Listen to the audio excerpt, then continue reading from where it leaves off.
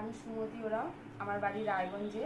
আমি এখানে টেটের জন্য আর ডাব্লিউবিপির জন্য কোচিংয়ে ভর্তি হয়েছি জুলাই মাস থেকে, কিন্তু এখানে আবাসিকে আছি নভেম্বর মাস থেকে। তো এখানে আমরা মানে যতদিন ধরে আছি এখানে থাকা খাওয়া দাওয়ার ব্যবস্থা সত্যি খুবই ভালো। তো পড়াশোনার সমস্ত রকমের সুযোগ সুবিধা আমরা পাই এখান থেকে, স্যার ম্যাডামরাও অনেক হেল্প করে, বই নিতে পারি এখান থেকে।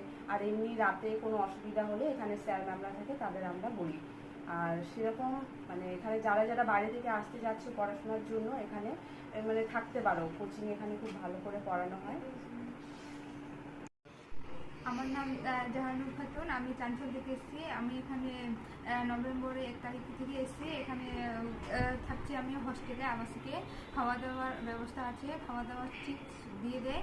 যখন যেটা খাওয়ার ইচ্ছে করে তখন বলি আমরা, হোটেলকে ওরা দিয়ে যায়। তারপরে ইভিনিং টাইমে আমাদের ক্লাস করে, যেরকম কোনো সময়